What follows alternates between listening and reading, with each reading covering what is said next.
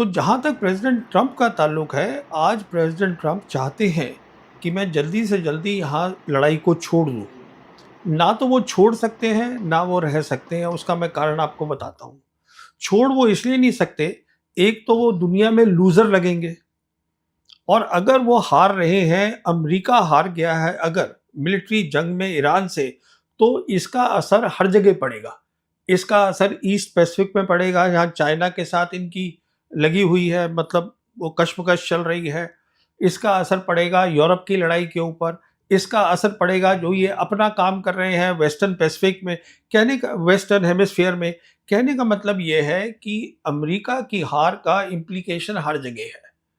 तो इसलिए वो छोड़ना मुश्किल है। दूसरा कारण ये है, पेट्रो डॉलर है, जैसे आपके व्यूअर्स को मालूम होगा पेट्रो डॉलर क्या होता है। वो एक सीधी सी बात है कि जितनी भी ये कंट्रीज़ हैं गल्फ कोऑपरेशन काउंसिल की, इनसे बात हो रखी है अमेरिकन्स की कि आप जो है अपना जो तेल बेचते हैं, फर्टिलाइज़र बेचते हैं, जो ऑयल जो गैस बेचते हैं, उसको आप डॉलर्स में बेचिएगा।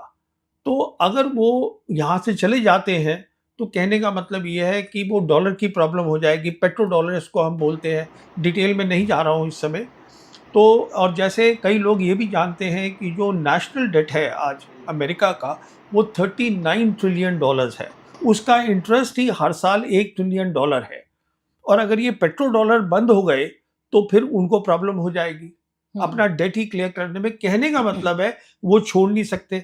अच्छा, वो रह भी नहीं सकते, उसका कारण ये है कि लड़ाई हार चुके हैं। उनके पास आज कोई भी मिलिट्री ऑप्शन नहीं है, कुछ भी। लड़ाई हार चुके हैं, तो फिर लड़ाई जब जो लड़ाई हारी जा चुकी है, वो लड़ाई चल क्यों रही है? वो लड़ाई इसलिए चल रही है क्योंकि एक बड़ी ताकत है, नेतन्याहू जो है वो नहीं मान रहे हैं। नेतन्याहू अभी लेबनान में अपना कर रहे हैं ऑपरेशन। यही कारण है कि ईरान ने कहा है, अब ईरान एक जीती हुई पार्टी है। ईरान वो है जो कंट्रोल कर रहा है हरमुज को, वो ईरान के कब्जे में है। तो ईरान ये कह रहा है कि अगर आपको बात करनी है, नेगोशिएशन करनी है, तो सीज फायर हर फ्रंट पे होना चाहिए, जो नेतन्याहू नहीं मान रहे हैं। तो उसके जवाब में अब ईरान ने ये कहा है कि अब हम 1 हफ्ते तक हम आपसे बात ही नहीं करते। और जो भी वो कर रहा है नेतन्याहू वहाँ पे, वो यहाँ कुवैत में कर रहे हैं, क्योंकि कुवैत जो है यहाँ पर अमेरिकन फोर्सेस हैं। लेकिन हमला तो ईरान ने किया है कुवैत के ऊपर। मैं ईरानी की बात कर रहा हूँ हाँ, ना, तो ईरान यहाँ हमला कर रहा है क्योंकि क्योंकि अमेरिका में नहीं कर नेतन्याहू सकता। हाँ। नेतन्याहू जो है उसको कंट्रोल नहीं कर पा रहे। ट्रंप ट्रंप जो है आज कंट्रोल नहीं कर मतलब पा उनके रहे हैं। बीच तो अब रिश्ते ऐसे हो गए हैं कि गाली गलौज की भाषा का इस्तेमाल हो रहा है डोनाल्ड ट्रंप और नेतन्याहू के बीच। आप ये कह रहे हैं फिर भी नहीं, ये नेतन्याहू फ्रस्ट्रेशन है, जिसे कहते हैं ना, ये उसका वर्ड क्या हुआ कि अंदर से आप हेल्पलेस हैं, आप कुछ नहीं कर सकते हैं, बेबसी है। बेबसी है। तो ये बेबसी का नमूना है, इसमें और कुछ नहीं है। तो इस मजबूर क्यों है हम? इससे पहले कि मैं अगले सवालों पे आऊं, हाँ, मुझे ये बताइए कि ऐसी क्या मजबूरी है? कई बार हाँ, लोग पूछा करते हैं।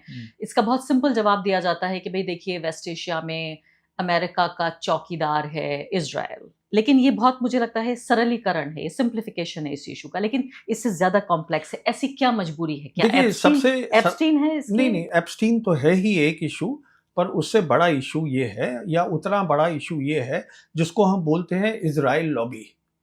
जो इजरायलीज हैं अमेरिका के अंदर, उनके पास बहुत पैसा है और वो बहुत चीज़ें कंट्रोल करते हैं। आज कारोबार। जी हाँ, कारोबार, जैसे ये डिफेंस इंडस्ट्रियल कॉम्प्लेक्स है, वहाँ पर उनका काफ़ी दबाव है, पैसा बहुत है। यूएस कांग्रेस है, उसमें बहुत सारे मेंबर्स हैं, वो जूइश लॉबी के हैं, वो जूस हैं। जैसे मार्को रूबियो है, सेक्रेटरी ऑफ स्टेट, ये भी जो है ये जू को सपोर्ट करते हैं। जो पीट हेग्सेथ है वो सपोर्ट करते हैं। कहने का मतलब ये और है इनके कि दामाद भी, कुशनर जो उनके दामाद। कुशनर जो है वो भी करते हैं। कहने का मतलब ये है कि जूश लॉबी जो है उसका जो कंट्रोल है अमेरिका के ऊपर, पूरे सिस्टम के ऊपर, वो बहुत तगड़ा होल्ड है। और क्या यही वजह है कि राष्ट्रपति बदल सकते हैं, पार्टियां बदल जाती हैं, लेकिन ये जूश लॉबी ये हमेशा हावी रहती ये है? हमेशा हावी रहती है। और ये भी बताया जा रहा है कि उन्होंने बहुत पैसे भी खर्चे हैं ट्रंप को प्रेसिडेंट बनाने में, इनके इलेक्शन में। पर आज सिचुएशन ये आ गई है कि ट्रंप जो है इनके झांसे में आ गए। झांसा ये था कि हम ये लड़ाई जल्दी ख़त्म कर देंगे, हम टॉप लीडरशिप को मार देंगे ईरान की और लड़ाई ख़त्म हो जाएगी। हम्म। तो वो तो हुई नहीं है। अच्छा, जो एक प्रॉपर होता है, जिसे हम कहते हैं, जब आप लड़ाई करने जाते हैं तो एक प्रॉपर वॉर एप्रिसिएशन होती है। आप जायज़ा लीजिए कि आपके दुश्मन के पास क्या है, मेरे पास क्या है, वो करा नहीं। क्योंकि ट्रंप को बता दिया गया नेतन्याहू ने कि ये सब काम खत्म हो जाएगा, मुझे मालूम है। उन्होंने कहा चलिए, जैसे हमने वेनेजुएला में करा, मुडुरो को, प्रेसिडेंट मुडुरो को उठा लिया, तो यहाँ भी कुछ हो जाएगा, तो हम्म। हम ये सुप्रीम लीडर को मार देंगे, टॉप लीडरशिप को मार देंगे, तो ये पूरा ईरान जो है वो खत्म हो और जाएगा। मार तो दिया था डे 1 पे, सबसे बड़े एग्जैक्टली। नेता का बट सर उठा के बट ले गए देखिए, वो। ईरान एक अलग मुल्क है, ईरान की एक हिस्ट्री है, एक सिविलाइजेशन है। अब ये तो एक अलग सब्जेक्ट है डिस्कस करने के लिए। ईरान ये इन बाकी कंट्रीज की तरह थोड़ी ना है वहाँ वेस्ट एशिया में। ईरान एक अलग चीज़ है, तो उसको समझने की ज़रूरत है, उसको समझने की ज़रूरत है ईरान ने क्या क्या सीखा है। उनकी 8 साल की लड़ाई हुई थी, जबकि ये इराक को सब ये अमेरिकन सब सपोर्ट कर रहे थे, तो वो 8 साल लड़े हैं उनके साथ। उनके ऊपर 79 से सैंक्शंस लगे हुए हैं। उस सैंक्शंस के अलावा, despite the sanctions, they are doing very well. और एजुकेटेड लोग हैं, पढ़े लिखे लोग हैं। ये सब चीज़ें जो होती हैं उनको सबको देखना पड़ता है। लेकिन अभी मुझे बताइए कि हुँ। इससे पहले कि मैं पाकिस्तान हाँ, वाले हाँ, मुद्दे हाँ। पर जी, आऊँ, जो जी। बहुत अहम मुद्दा है, क्योंकि जी, हमारे जी। खित्ते से भी ताल्लुक है इस बात का। हुँ, और हुँ, तमाम हुँ। इंडियन प्रेस ने जी। काफ़ी, मैं कहूँगी कि इंटरेस्ट के साथ इसको हुँ, छापा हुँ, भी, जब हुँ। ये पूरा क्राइसिस उभर के आ रहा था, इसी वॉर के मद्देनज़र।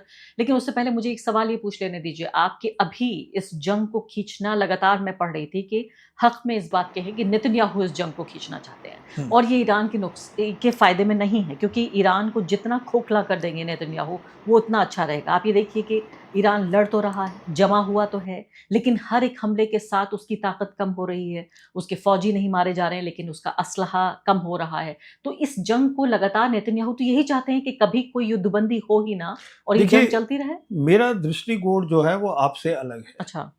ईरान कमज़ोर नहीं हो रहा है, ईरान मज़बूत हो रहा है। ईरान इसलिए मज़बूत हो रहा है क्योंकि आज पूरी दुनिया उसके साथ खड़ी है। 2 बड़ी ताकतें मल्टीपोलर वर्ल्ड में, चाइना और रशिया, ईरान के साथ खड़ी हैं।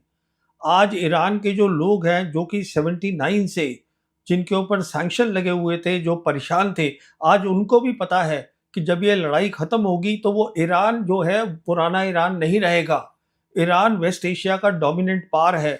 जहाँ तक ईरान का तेल है, ईरान तेल बेच रहा है। वो रोड से जा रहा है, उसके स्ट्रेट ये हरमोज से जा रहा है, चाइना को जा रहा है। ईरान को असला आ रहा है, असले का सामान आ रहा है। ईरान तो मजबूत हो रहा है। जो कमज़ोर हो रहा है दिन पर दिन, जिसका स्टेचर कम हो रहा है, जिसका कद छोटा होता जा रहा है, वो है अमेरिका। इज़राइल भी नहीं। और नहीं, इज़राइल तो ज़िद में पड़ा हुआ है। इज़राइल जो है बिना अमेरिका के लड़ाई लड़ ही नहीं सकता ईरान के सामने खड़े होकर। लेकिन ईमानदारी से मुझे एक बात बताइए, हुँ। हमने ईरान के बड़े कसीदे पढ़े हैं कि ईरान जी, की जी। ताकत ये हो गई, नहीं, फलाँ हो वो गया। काफ़िले, वो जैसे कहते हैं तारीफ़। कसीदे, हाँ, वो हाँ। सही है। नहीं, ता नहीं, मैं हाँ। आपको वो बता रहा हूँ ईरान के बारे में, जो मैंने पढ़ा है, समझा है, सोचा नहीं, है। मेरा सवाल दूसरा है। मेरा हाँ, सवाल ये हाँ, है कि बताइए। ये बताइए कि मैंने कहा कि कसीदे हमने बहुत हाँ, पढ़े कि ईरान की हाँ, ये ताकत हाँ। है, जी, उसकी ये जी। प्रोवेस है। लेकिन क्या अगर ईरान के साथ चीन और रूस नहीं होते, तो ईरान वही ईरान होता? क्या अमेरिका से लड़ पाता? नहीं, देखिए, ये तो वही बात होगी कि अगर लड़ाई ट्रंप ने नहीं करी होती तो क्या होता?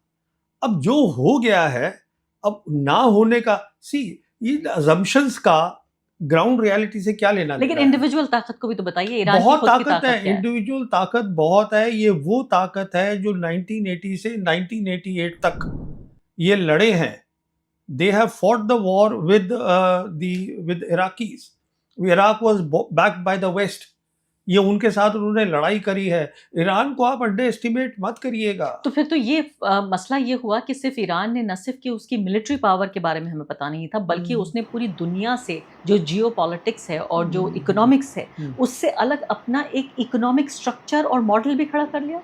देखिए, ईरान जो है, इसीलिए मैं हमेशा बोलता हूँ कि एक मुल्क में लोगों को पढ़ा लिखा होना चाहिए।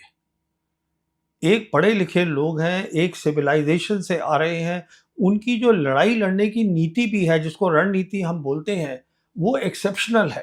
किस तरीके से उन्होंने सोचा कि हमें सबसे पहले, ये हमारा है स्ट्रेट ऑफ हॉर्मुज़, इसको हम करेंगे तो दबाव पड़ेगा, पूरा इकोनॉमिक दबाव पूरी दुनिया पे पड़ेगा।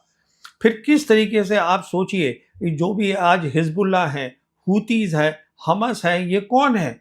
ये सब हाथ हैं ईरान के, ये लड़ रहे हैं ईरान के साथ, कोऑर्डिनेट करते हैं।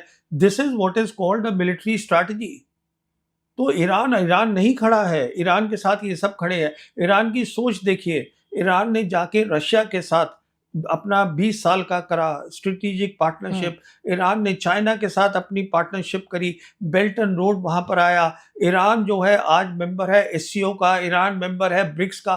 ईरान कहाँ अलग थलग है? जो बोलते हैं कि Iran is isolated, everybody else is isolated. आज जो है हिंदुस्तान को छोड़ के और अमेरिका जो मजबूरी में है, एक मुल्क मुझे बता दीजिए जो इजराइल के साथ खड़ा है।